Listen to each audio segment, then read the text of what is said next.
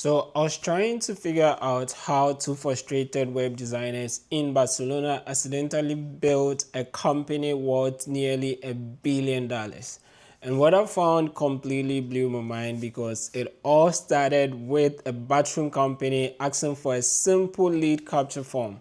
I'm talking about Typeform, and this story has so many unexpected twists that I had to dig through old interviews and articles just to make sure I wasn't missing anything at all from the story.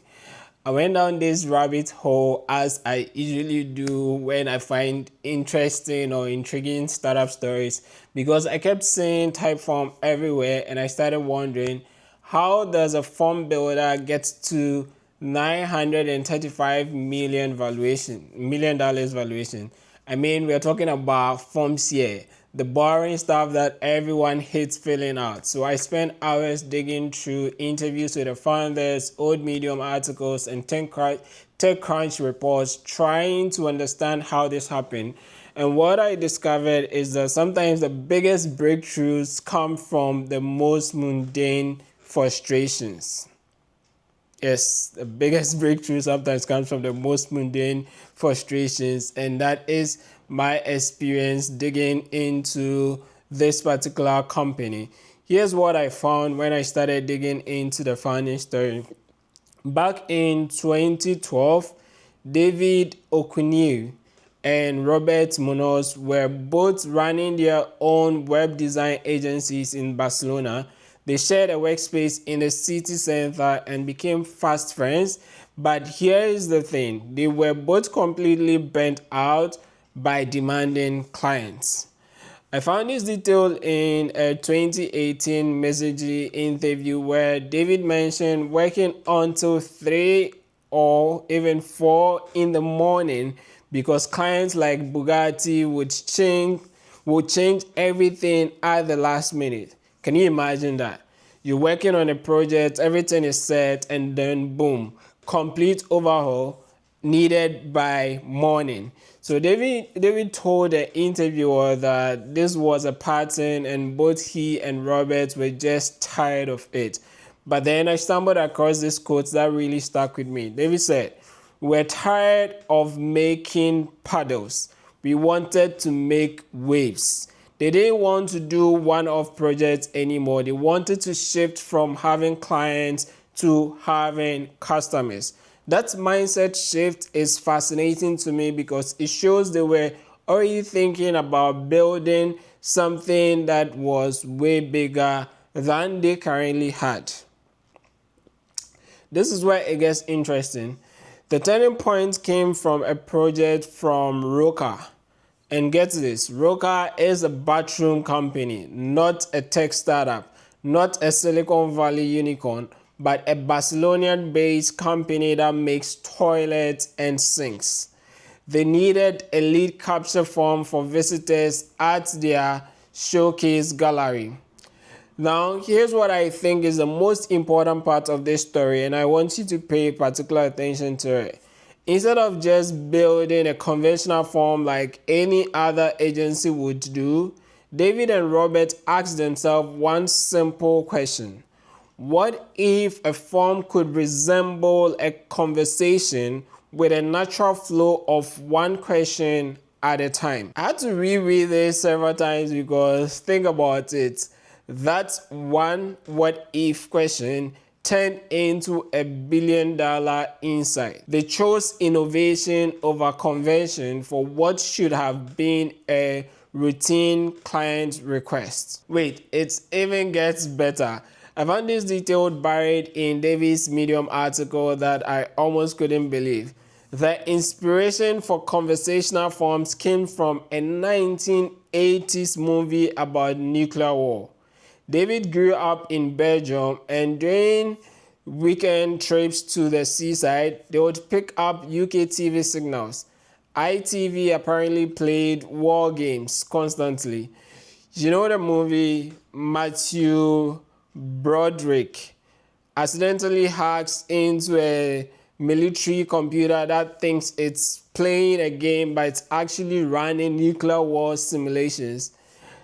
The computer interface in that movie was conversational. It felt like talking to a person, not filling out a form.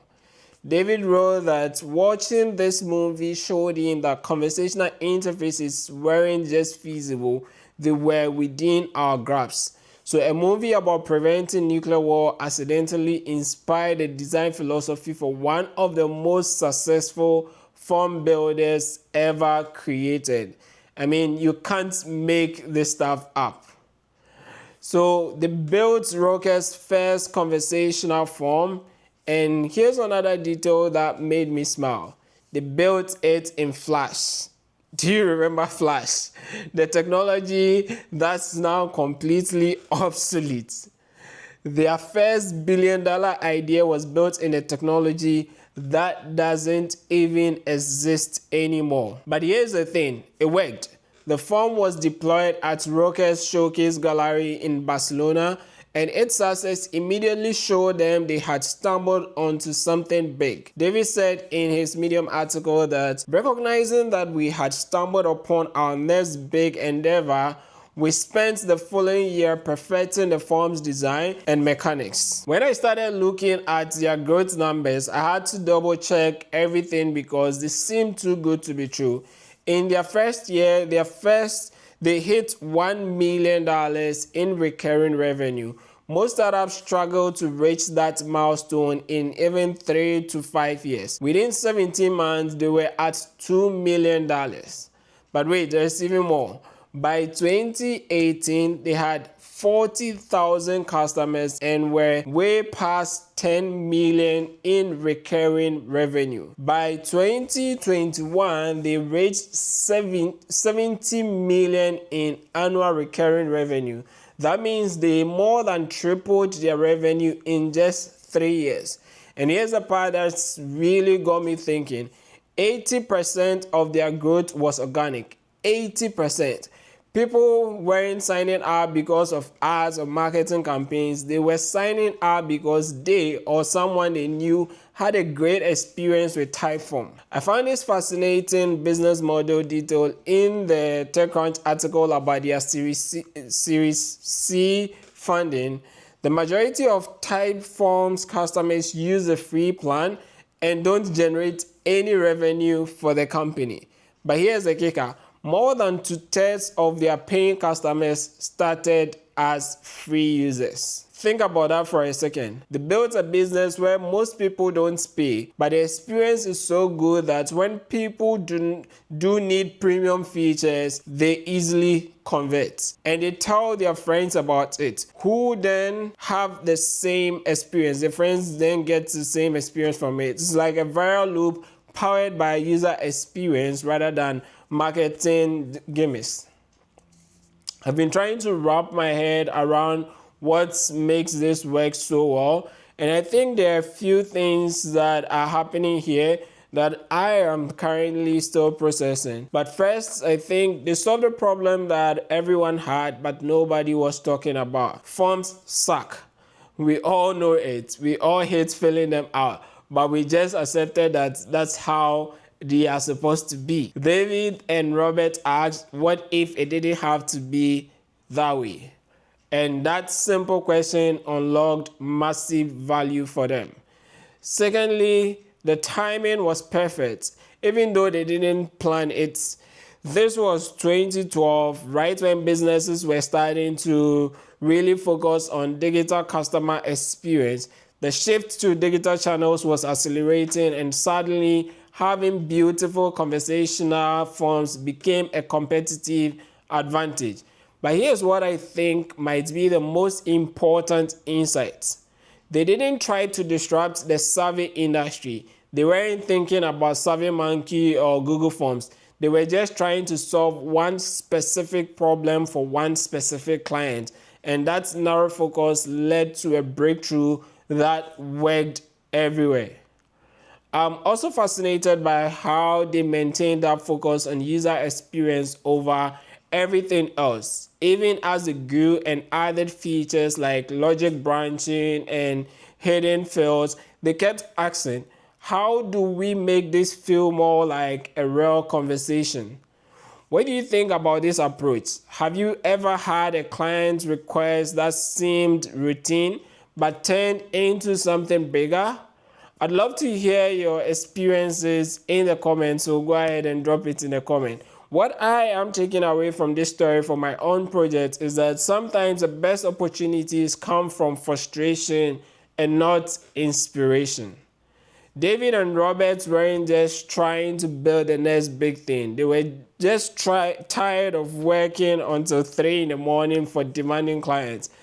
I'm also thinking about the power of asking what if in mundane situations that I find myself. They could have built a standard form for Roka and moved on to the next project. Instead, they asked one simple question that changed everything for them. I don't know if this applies to your business or the business that you're anticipating getting into, but it makes me wonder what routine tasks in my own work could be reimagined completely. The freemium model inside is quite interesting too. They prove that if your free product is genuinely valuable and creates a great experience, people will not only upgrade when they need to, but they will become advocates for your product. That's way more powerful than any marketing campaign. And the past couple of companies that we've reviewed have also shown a similar pattern. I'm still processing the accidental nature of their success.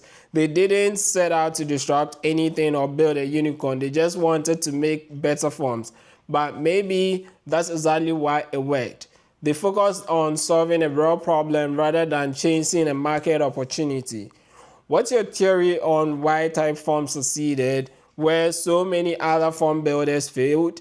Have you noticed how different their forms feel compared to traditional surveys? I love Typeforms, I bet. I really love how it is.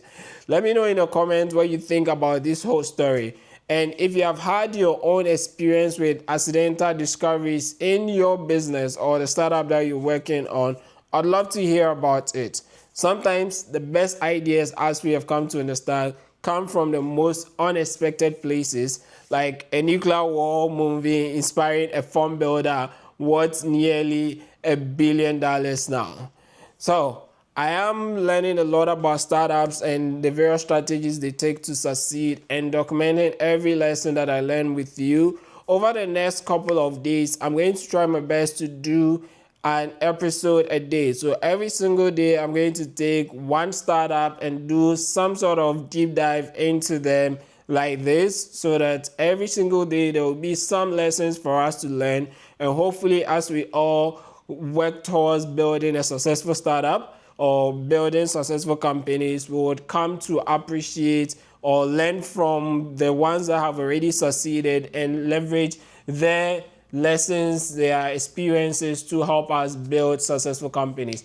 If you enjoy contents like this, go ahead and subscribe to the channel. And also, if you have any recommendations in terms of a startup that you want me to look into, then drop it in a comment. Don't forget to give the video a thumbs up, and I'll see you in the next video.